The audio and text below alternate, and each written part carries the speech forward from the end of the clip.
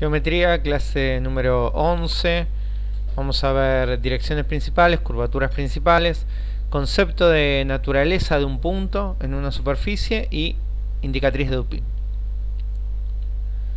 Bueno, vamos a definir direcciones principales a, dado un punto sobre una superficie, aquellas direcciones sobre la cual se obtiene la curvatura más grande, la curvatura normal mayor y la curvatura normal menor, donde toma la curvatura normal sus valores extremos, el máximo y el mínimo.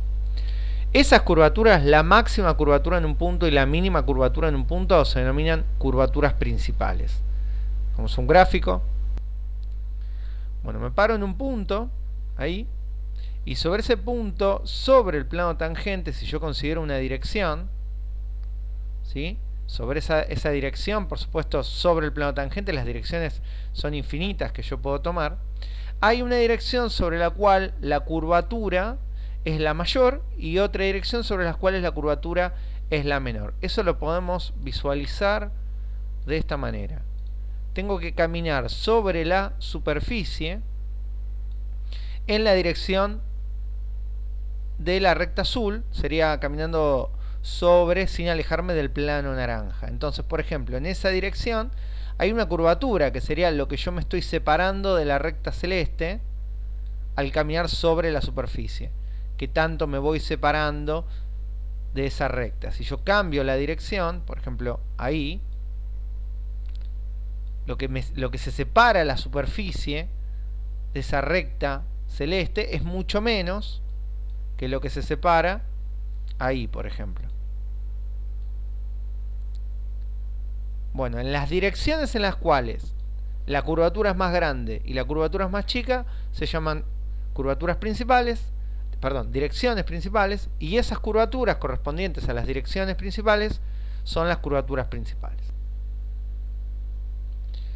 Bueno, la curvatura normal, vimos la clase pasada que está definida por la segunda forma fundamental dividida la primera forma fundamental en una dirección HK.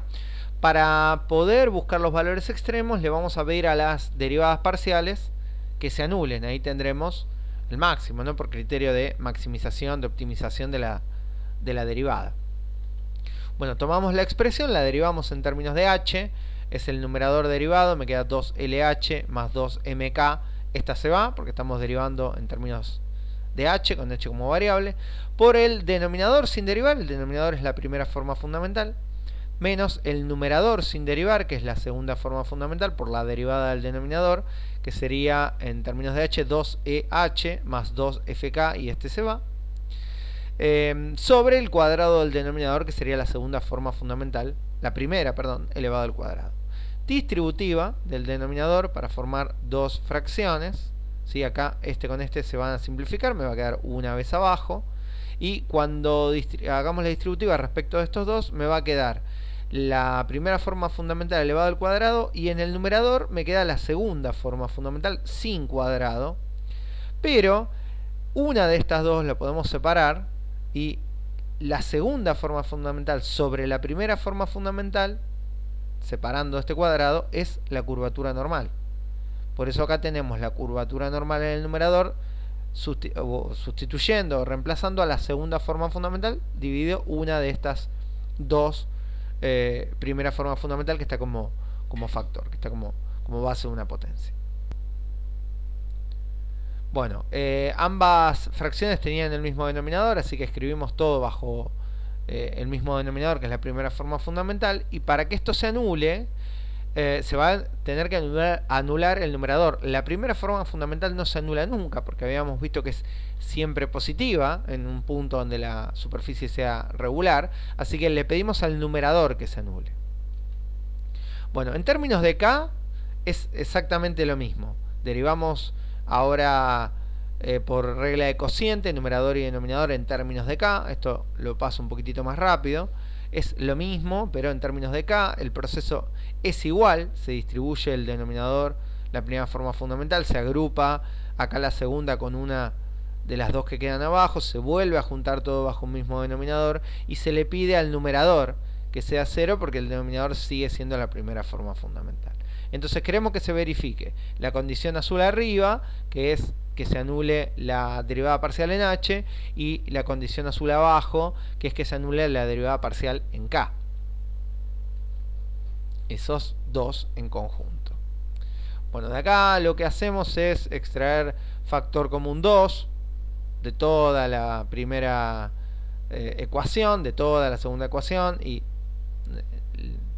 desaparece. Se puede pensar que se pasa dividiendo hacia el otro lado, o simplemente que 2 por algo, para que sea 0, lo que necesitamos que sea 0 es lo que no es 2. En cualquier caso nos queda esta expresión equivalente a la de arriba. De acá todo esto pasa sumando hacia el otro lado, queda esta expresión, y despejamos la curvatura normal en la ecuación de arriba y en la ecuación de abajo y las igualamos, una especie de ecuaciones simétricas. Bueno, nos quedamos con esta parte. Bien, aplicamos producto de extremos y producto de medios, distributivas correspondientes, agrupamos todo lo que podamos agrupar. Fíjense que FMHK están los dos términos, así que se puede simplificar entre sí. Estos dos se pueden simplificar. Bueno, y le pedimos a toda esta expresión, si despejamos, pasamos todo para el mismo lado, que sea igual a 0. Tenemos k cuadrado como factor común entre gm y fn, acá, ahí. Tenemos factor común hk entre en y gl, acá, y factor común h cuadrado entre m y fl. Bueno, esto es un determinante, o digamos lo podemos sustituir por cómo está expresado la cuenta con un determinante, f por n menos m por g. Acá también e por n menos l por g, y acá también e por m menos l por f. Podemos sustituir por tres determinantes, y a su vez esta expresión la podríamos sustituir por una especie de desarrollo de Laplace por primera fila. Acá fíjense que cambiamos el término hk de signo por la posición, y este determinante se corresponde con esta misma ecuación que está acá arriba. Entonces, aquellos valores de h y de k que anulen este determinante nos brindarán a nosotros aquellos valores que anulen las derivadas parciales y que por lo tanto contengan las direcciones principales. Necesitamos resolver esta ecuación para poder hallar las direcciones principales. Bueno, a nosotros la dirección HK, lo que nos interesa es la dirección. Por ejemplo, si una dirección principal fuese 1, 1, sería lo mismo obtener como solución 1, 1 que 2, 2, o incluso que menos 1, menos 1, porque estamos buscando una dirección sobre el plano tangente. Vamos al dibujo. Nos interesa la dirección de esta recta celeste. Si esa fuese una dirección principal, lo que nos interesa, voy a apagar este plano tangente y voy a prender el plano auxiliar y voy a prender el plano tangente, es la dirección de esta recta.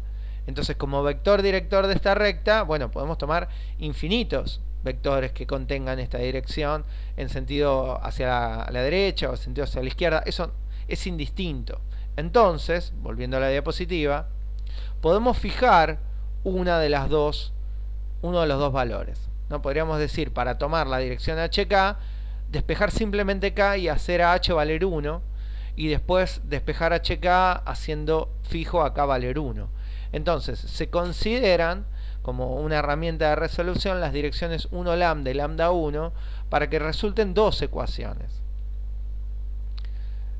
Una en la dirección 1 lambda, nos queda esta expresión, y la otra en la dirección lambda 1 nos queda esta ecuación. En el determinante de la diapositiva anterior, fíjense que en la dirección HK los términos H y K quedan invertidos en esta primera fila, ¿no? Primero queda K y después queda H. Entonces la dirección 1 lambda la obtenemos a partir de esta ecuación, y la dirección lambda 1 la obtenemos a partir de esta ecuación. Esto nos permite armar una única ecuación, o al menos una ecuación con una sola incógnita acá, para tener una de las direcciones principales, y otra ecuación con una sola incógnita a partir de acá para obtener la segunda dirección principal. Bien, ¿qué puede llegar a ocurrir como estas son ecuaciones cuadráticas? Que a partir de acá obtengamos dos direcciones principales, ¿no? Esta es una ecuación cuadrática que podría tener una solución, podría no tener solución, o podría tener dos soluciones. Es una ecuación cuadrática. Podríamos llegar a obtener 1 lambda 1, 1 lambda 2 a partir de acá, y en la dirección lambda 1, que también es una ecuación cuadrática, podríamos obtener lambda 3, 1 y lambda 4, 1. Ahora bien, lo que tenemos que tener en cuenta es que direcciones principales solo puede haber dos. Hacia dónde está la mayor curvatura y hacia dónde está la menor curvatura. Entonces, si llegásemos a obtener 4 direcciones principales, o por decir 3, por ejemplo, que esta tuviese dos soluciones y que esta tenga uno solo, tenemos que revisar porque seguramente dos direcciones serán linealmente dependientes. Por ejemplo, que esta dirección sea la dirección 1, 1, y que esta fuese, bueno, no va a poder ocurrir, pero que fuese 2, 2. Entonces en realidad no son 4 direcciones, sino que siempre son 2. Así que hay que tener cuidado con, al responder sobre todo, las direcciones principales siempre van a ser 2. Una vez que tenemos las direcciones principales, nosotros podemos ir a calcular las curvaturas principales con la fórmula de la curvatura normal. La curvatura normal es siempre una curvatura en función de una dirección, así que la fórmula es exactamente la misma, salvo que es en la dirección que hemos obtenido a partir de arriba. Podría llegar a ocurrir que en las 4 direcciones o en las 2 direcciones que consideramos principales, las curvaturas sean iguales. ¿Qué implicaría que la curvatura más grande y la curvatura más chica sean iguales? Bueno, que todas las curvaturas son iguales. Si es una especie de función constante. Si el máximo y el mínimo coinciden, entonces en todas las direcciones la curvatura es igual. Eso ocurre, por ejemplo, en una esfera. Sin importar qué dirección tome, la curvatura es siempre la misma porque tiene curvatura constante en todas las direcciones. Bien, o por ejemplo en un paraboloide elíptico, en su, entre comillas, vértice, en todas las direcciones la curvatura es la misma. Entonces, ese tipo de puntos donde todas las direcciones tienen la misma curvatura se denomina un punto umbilical, y se dice que o bien todas las curvaturas son principales o que ninguna lo es, que no tiene direcciones principales. Bien, en un punto umbilical además se verifica que la curvatura normal coincide con estos cocientes. Es una forma de verificarlo, ¿no? Si los coeficientes LE, MF y NG son proporcionales, entonces el punto es un punto umbilical. Es una sobreverificación, si se quiere, para ver si un punto es umbilical o no. Bueno, lo dicho esto, lo que mencioné recién, tomamos una dirección arbitraria. Esta es la fórmula de la curvatura normal. Entonces la curvatura principal consiste en utilizar esta fórmula en la dirección 1 lambda y lambda 1 que hemos obtenido a partir de arriba. La notación que se suele usar es curvatura sub 1, capa sub 1, capa sub 2, para las curvaturas normales, que son las principales. Y con el cálculo de estas dos curvaturas se define la curvatura media, que es el promedio de las curvaturas, y la curvatura gaussiana, o la curvatura total, que es el producto de las curvaturas. Curvatura media, el promedio de las curvaturas, y la curvatura gaussiana, el producto de las curvaturas principales. Bueno, tomamos un ejemplo, tomamos el toro, que es el gráfico sobre el cual estuve trabajando recién, y consideramos un punto 0, 0, donde se calculan los 6 coeficientes principales, ¿no? F de 0, 0, que es el punto 3, 0, 0. Vamos al gráfico. Sería, a ver, voy a apagar el plano tangente, apago la dirección arbitraria, 0, 0, ahí, perdón, ahí. Sobre ese punto se calculan los coeficientes principales. Ahí sobre ese punto, es un punto regular, tiene derivadas parciales, plano tangente existe, las derivadas parciales no son linealmente dependientes. Bueno, entonces sobre ese plano tangente habrá una dirección. Ahí tenemos una curvatura, la superficie se separa. Si yo camino sobre esa dirección, camino sobre ese plano, tengo una curvatura. A ver, ahí por ejemplo, si yo camino sobre esa dirección, tengo una curvatura, y a partir de ahí puedo empezar a cambiar la dirección sobre el plano tangente. Bueno, entonces, ¿cuáles son las direcciones en las cuales se obtiene la curvatura más grande y la curvatura más chica? Bueno, para eso planteamos el determinante que propone la teoría, ¿no? Era E, F y G, L, M y N, acá como filas expresadas en este determinante. En la dirección HK quedaban invertidos, ¿no? K primero y H después. Pero para poder resolver esto, lo hacíamos en las direcciones 1 lambda y lambda 1. Para 1 lambda nos queda este determinante. Para 1 lambda, primero va lambda y después va 1.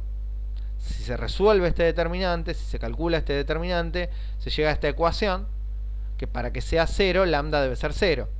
Entonces, la dirección principal es 1, 0.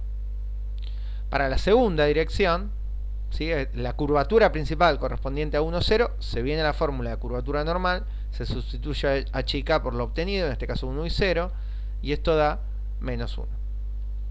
Para la dirección lambda 1 se vuelve a resolver este determinante, ahora con h igual a lambda y k igual a 1, nos queda este determinante, se resuelve este determinante, también resulta que da 0, esto es una contingencia que haya dado iguales. Bien, la dirección principal es 0, 1 y la curvatura, la segunda curvatura principal es menos 1/3. Quiere decir que en este caso, bueno, como nos dio negativo, la mayor es menos 1/3 y la menor es menos 1 en términos absolutos. Esta es la mayor y esta es la menor. Las direcciones principales son 1, 0 y 0, 1. La dirección 1, 0 corresponde a la derivada parcial en U y la derivada 0, 1 corresponde a la derivada parcial en B. Recuerden que esto tiene que ver con las coordenadas de la dirección respecto la base intrínseca en la superficie. Vamos a ver esto en el gráfico. Sobre ese punto, las direcciones 1, 0 y 0, 1 son esas dos. Entonces, si yo camino sobre la curva en U o sobre la curva en B, obtengo las mayores curvaturas posibles. Sobre la curva roja, voy a apagar el plano tangente, obtengo la mayor curvatura, que esa es 1, ¿no? Porque tiene que ver, es el recíproco del radio. Sobre esa dirección es cuando más rápido se separa del plano tangente.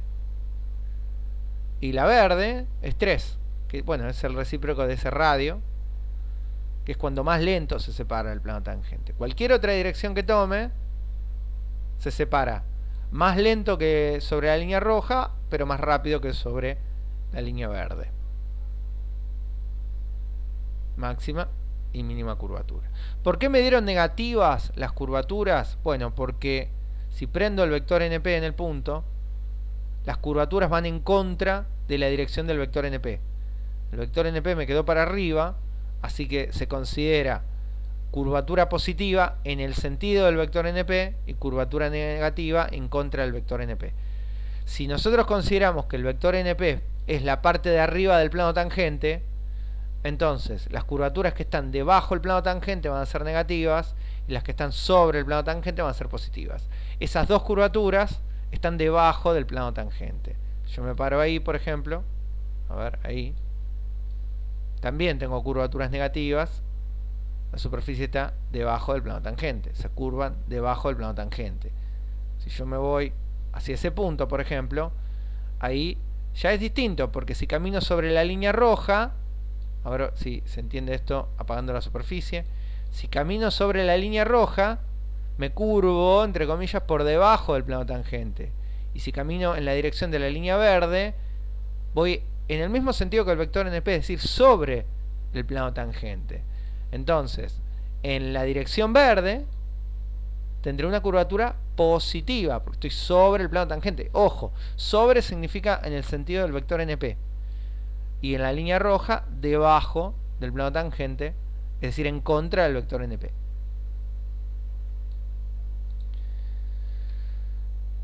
Eso último que estuve explicando es el concepto de naturaleza del punto. Es decir, la naturaleza en un punto es cuál es la relación que la superficie mantiene con su plano tangente.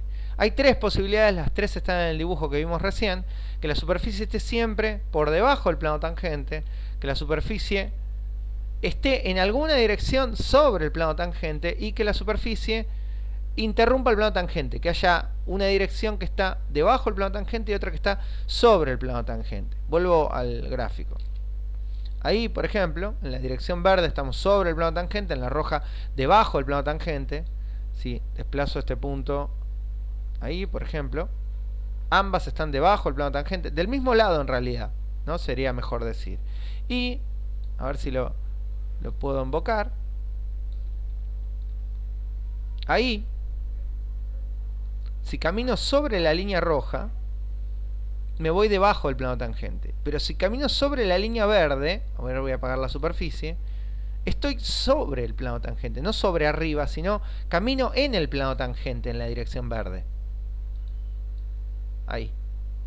En la línea roja, camino debajo del plano tangente, en la línea verde, camino en la dirección del plano tangente, contenido en el plano tangente. Ahora, si yo esto lo desplazo un poquitito, ahí paso a estar arriba del plano tangente, que no es lo mismo que ahí, ¿no? Ahí tengo uno por debajo y uno por arriba. Ahí tengo uno en el plano tangente y otro por debajo, y ahí tengo las dos por debajo del plano tangente. Esas son las tres naturalezas posibles para un punto en una superficie cualquiera.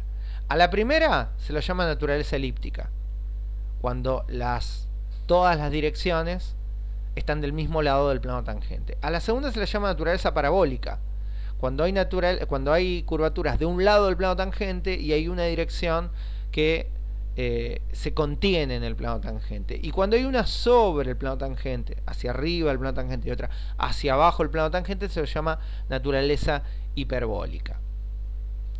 Bueno, el signo de la curvatura, lo que hablamos recién, depende de la dirección que define el vector NP, ¿sí? Entonces podríamos decir que cuando la naturaleza es elíptica, como las dos curvaturas van a tener el mismo signo, el producto va a ser mayor a cero. La curvatura gaussiana, la curvatura total, tiene signo positivo el producto. Ambas curvaturas son positivas o ambas curvaturas son negativas. En este dibujo ambas serían negativas, por cómo está el vector NP. En la naturaleza parabólica va a haber una curvatura de un lado del plano tangente, o arriba o abajo, y la otra va a ser cero, porque, volvamos al dibujo, si yo ubico esta dirección de manera que sea parabólica, ahí, si yo camino sobre la línea verde, no me separo del plano tangente, entonces en ese punto no hay curvatura.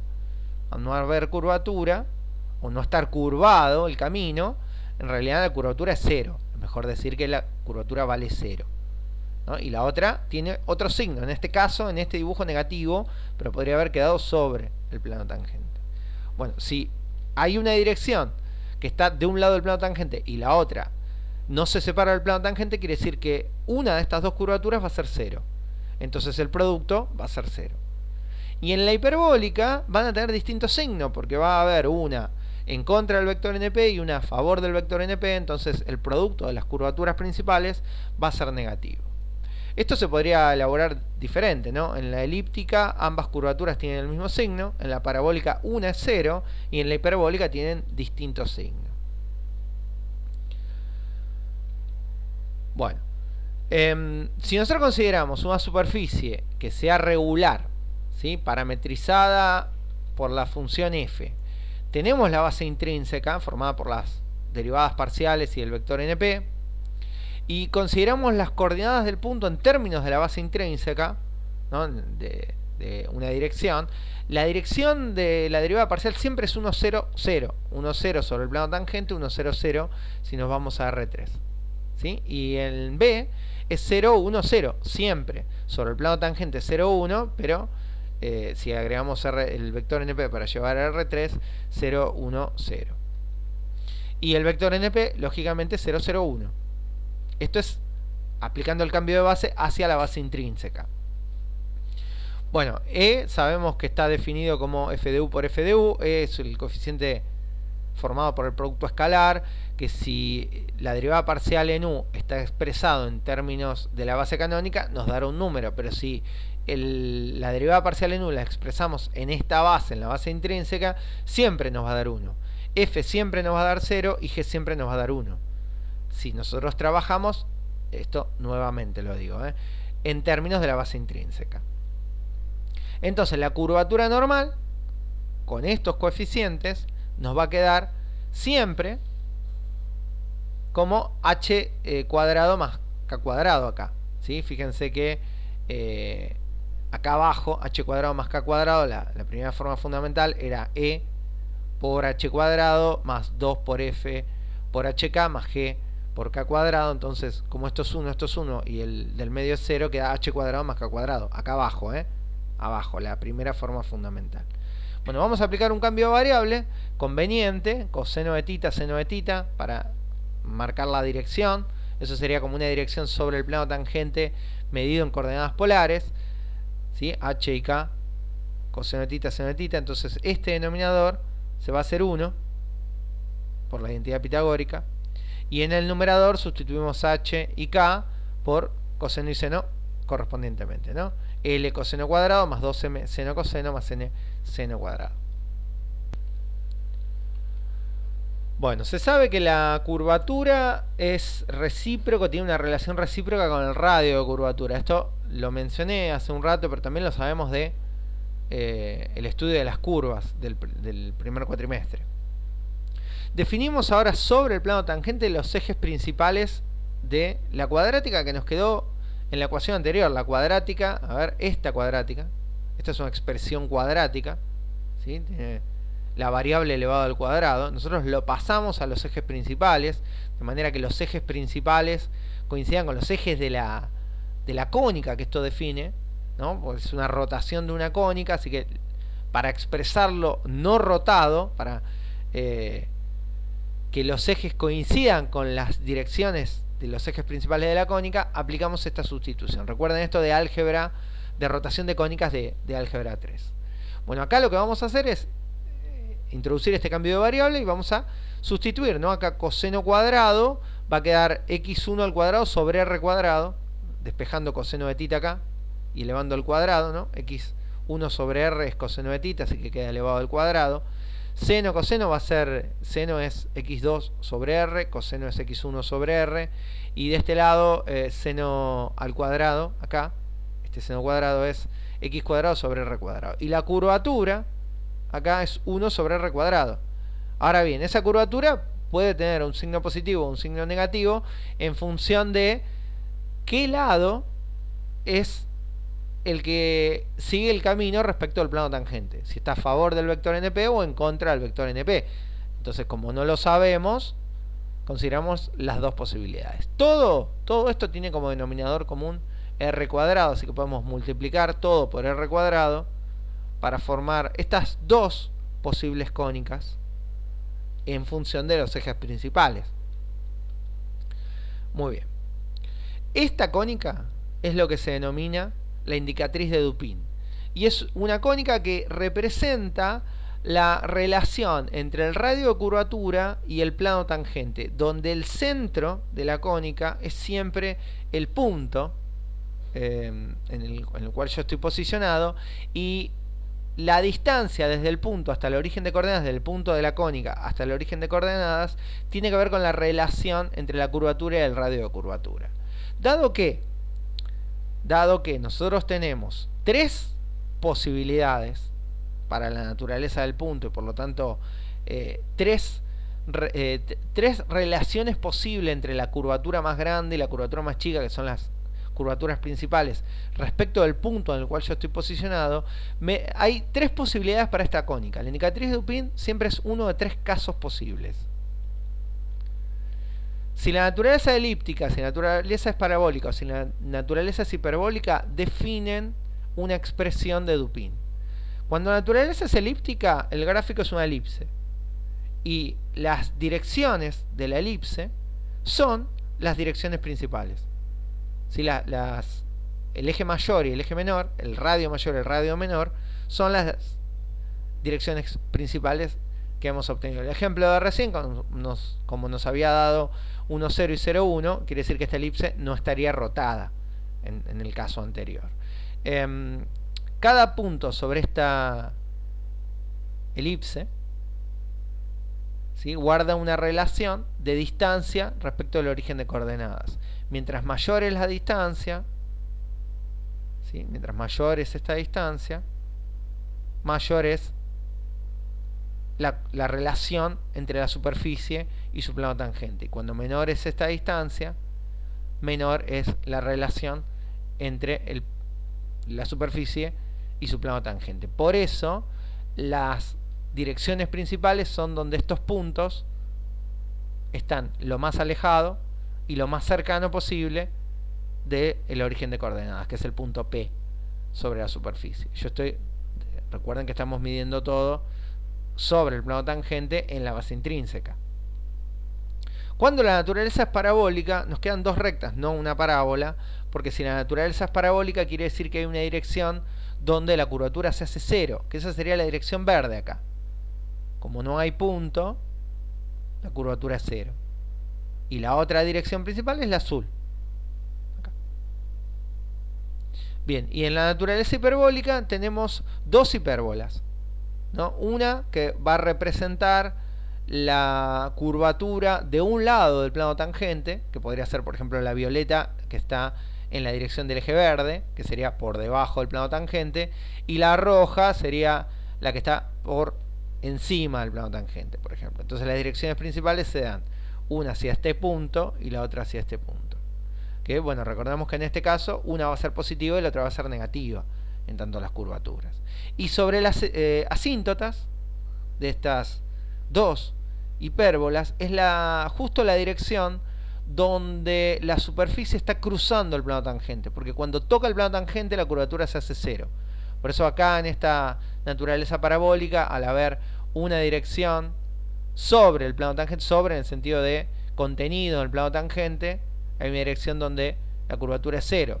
Y acá, para cruzar desde debajo del plano tangente hasta arriba del plano tangente, en algún lugar hay que cruzar el plano tangente, y en ese caso la curvatura se anula, pasa a valer cero.